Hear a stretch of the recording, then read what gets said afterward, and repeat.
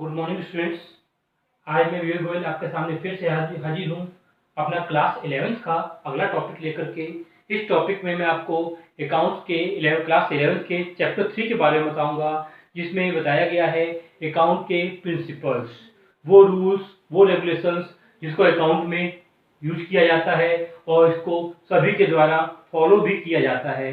तो वो अकाउंटिंग के रूल्स एंड प्रिंसिपल्स क्या हैं, रेगुलेशंस क्या हैं, जिनको माना जाता है। तो सबसे पहले मैं बात करूंगा गैप की।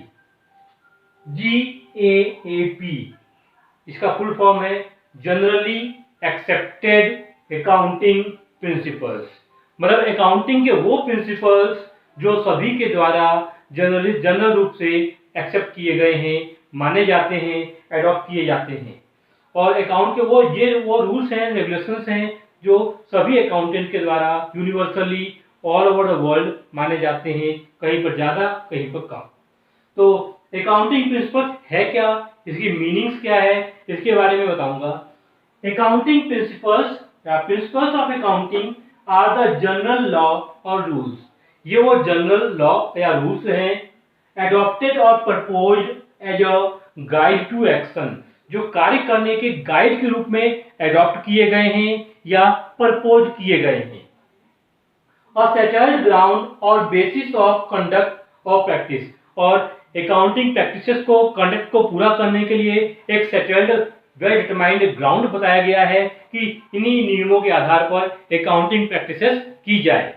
तो ये डिफिनेशन अकाउंट की दी गई है AICPA के द्वारा, जिसको मैं आपको अपने पहले लेक्चर में बताया था, American institute of certified public accountant. अब बताऊंगा कि अकाउंटिंग प्रिंसिपल की दो मेन कैटेगरीज होती हैं, अकाउंटिंग कंसेप्ट और दूसरी अकाउंटिंग कन्वेंशंस।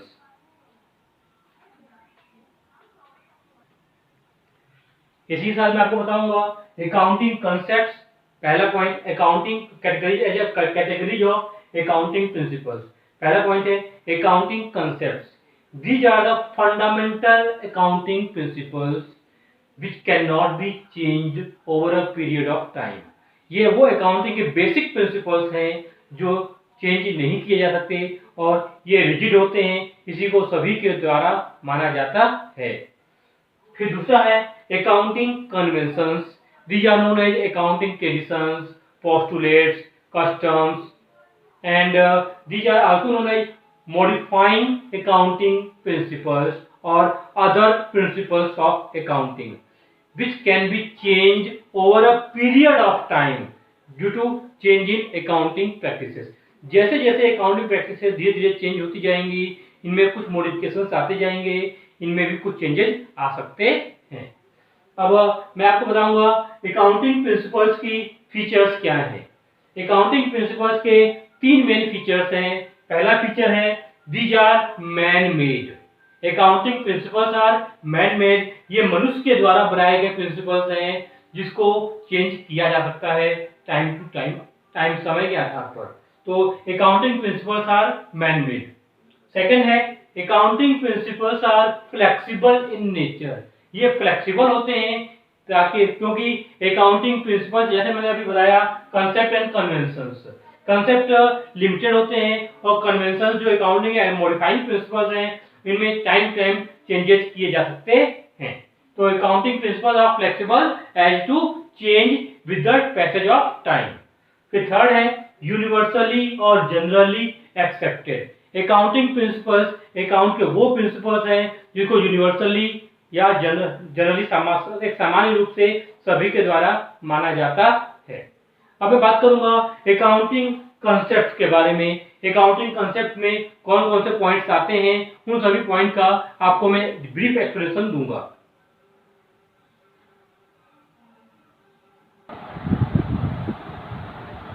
मैं आपको बताना चाहूंगा अकाउंटिंग कंसेप्ट या फंडामेंटल अकाउंटिंग एजम्पशंस।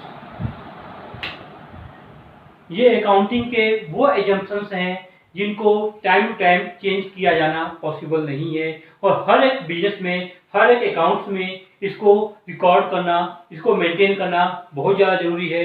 अगर किसी फर्म में इसको मेंटेन नहीं किया जाता तो उनको अकाउंटिंग स्टैंडर्ड 1 के अकॉर्डिंग अपने अकाउंट्स की बुक को फुल्ली डिस्क्लोज करना होता है और बताना पड़ता है कि कौन से अकाउंटिंग प्रिंसिपल्स को उनके द्वारा फॉलो किया जाता है। तो इसमें आपके 3 बेसिक प्रिंसिपल्स आएंगे, 3 बेसिक एजम्पशंस आएंगे अकाउंट्स के अकाउंटिंग प्रिंसिपल्स। वो प्रिंसिपल्स इस प्रकार से हैं। पहला गोइंग कंसर्न एजम्पशन, दूसरा कंसिस्टेंसी एजम्पशन और तीसरा एक्रूवल एजम्पशन। पहले मैं बात करूंगा गोइंग कंसर्न एजम्पशंस के बारे में। गोइंग कंसर्न लंबे समय तक चलते चले जाना। इसका मतलब है अकाउंट्स ये मेंटेन करके बनाया जाता है कि our business is no long, it will run for a foreseeable period of time without any discontinuation. हमारा बिजनेस लंबे समय तक बिजनेस चलता रहेगा without any intention to close the business in near future. ऐसा कोई इंटेंशन नहीं होगा कि हम नियर फ्यूचर में अपना बिजनेस बंद करने जा रहे हैं। और इसी बेसिस पे हम जो फिक्स्ड एसेट्स एक्वायर करने में जो कैपिटल एक्सपेंडिचर करते हैं उनको कैपिटल एक्सपेंडिचर बोला जाता है, उसको बिजनेस के रेगुलर एक्सपेंस नहीं बोला जाता। और कैपिटल एक्सपेंडिचर को हम अपने बैलेंस शीट में फाइनेंशियल पोजीशन दिखाते समय उसको बैलेंस शीट में एसेट साइड दिखाते हैं। तो ये आपका गोइंग कंसर्न मतलब लंबे समय तक बिजनेस का कंटिन्यूअसली चलते चले जाना, ये सोच के अकाउंट मेंटेन करना कि बिजनेस हमारा फॉरसीएबल पीरियड तक रन करेगा। फिर हमारा दूसरा पॉइंट आता है consistency assumption. Consistency words come from consistent, मतलब एक रूप रहना, बिना बार बार चेंजेस न होना। अकाउंटिंग के जो प्रिंसिपल्स हैं, अकाउंटिंग प्रैक्टिसेस हैं, ये कंसिस्टेंट रहे ईयर बाय ईयर। ऐसा नहीं होना चाहिए कि ईयर बाय ईयर हम अपने अकाउंट मेंटेन करने के रूल्स को चेंज करें, अपने मेथड्स को चेंज करें। तो अकाउंटिंग मेंटेन करते समय, अकाउंट बनाते समय हमको इस बात का हमेशा ध्यान रखना होता है कि आपके जो अकाउंट मेंटेन कर रहे हैं, जिस पैटर्न से कैलकुलेशन किया जा रहा है, जिस पैटर्न से चीजों को अकाउंट के रूप में दिखाया जा रहा है, वो ईयर बाय ईयर कंसिस्टेंट रहे और उनमें बार बार बदलाव न हो। फॉर एग्जाम्पल, इसका एग्जाम्पल दूंगा, डेप्रिसिएशन। डेप्रिसिएशन चार्ज करने के हमारे पास बहुत सारे तरीके हैं, जिसमें मोस्टली आप अभी क्लास 11th में 2 मेथड पढ़ोगे, स्ट्रेट लाइन मेथड और दूसरा है WDV method, return down value method.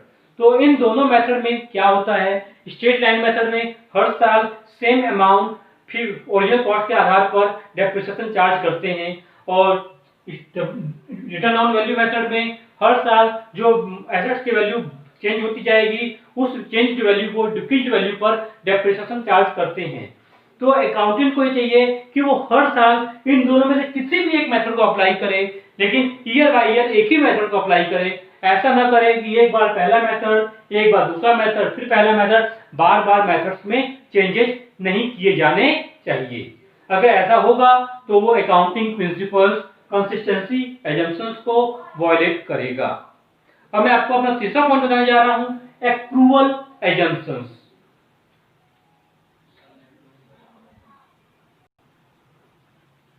जी, अब मैं आपको बताने जा रहा हूं तीसरा प्रिंसिपल जो है एक्रूवल एजम्पशंस। एक्रूवल एजम्पशन बताता है एक्रूवल बेसिस, मतलब एक्रूड होना, ड्यू होना। ड्यू होने का मतलब है कि सभी ट्रांजेक्शन्स को उसी समय रिकॉर्ड कर लिया जाएगा जब वो ड्यू होता है, जब वो एक्चुअल में अपनी पोजीशन लेता है। When the transaction will take place, then it will be recorded in the books of account. We will not have to wait for the settlement of the transaction. हम लोग ट्रांजेक्शन के settlement, cash में लेन then का wait नहीं करेंगे। जैसे ही कोई कार्य होगा, जैसे कोई ट्रांजेक्शन होगा दो पार्टियों के बीच में, उसको उसी समय रिकॉर्ड कर लेना चाहिए, चाहे उसका पेमेंट हुआ हो या ना हुआ हो। तो ये है एक्रूवल कंसेप्ट। इसके आधार पर हम लोग अकाउंट के ट्रांजेक्शन्स को उसी समय रिकॉर्ड करते हैं जब वो एक्चुअल में होता है। फॉर एग्जाम्पल, अगर आप सामान उधार बेचते हो, गुड्स सोल्ड ऑन क्रेडिट, जैसे ही सामान उधार बेचा उसको रिकॉर्ड कर लिया जाता है। हम वेट नहीं करते कि हमारा डेटर्स कब हमको पैसा देगा, कस्टमर हमको पैसा देगा तब उसको रिकॉर्ड करेंगे। तो हम यही है एक्रूवल बेसिस कि ट्रांजेक्शन्स का ओरिजिन होते हुए ही उसको तुरंत रिकॉर्ड कर लिया जाए, इसके फाइनल सेटलमेंट के लिए वेट न किया जाए। इसी के साथ बेसिक अकाउंटिंग कॉन्सेप्ट या फंडामेंटल अकाउंटिंग एजम्पशंस कंप्लीट हुए। ये में 3 पॉइंट थे, बाकी के 11 पॉइंट्स मैं आपको एज अकाउंटिंग कन्वेंशंस और मॉडिफाइंग अकाउंटिंग प्रिंसिपल्स के नाम पर मैं आपको नेक्स्ट क्लास में समझाऊंगा। जी धन्यवाद। आशा करता हूं आपको मेरा बताया गया पूरा पॉइंट अच्छे समझ में आए होंगे। आपके बहुत सारे डाउट्स जो अकाउंटिंग प्रिंसिपल्स को लेके होते हैं वो क्लियर हो गए होंगे। आप मेरे लाइव चैनल को हमेशा वॉच करते रहिए। कृपया इसे सब्सक्राइब करिए और अपने फ्रेंड सर्कल में शेयर भी करिए। जी धन्यवाद।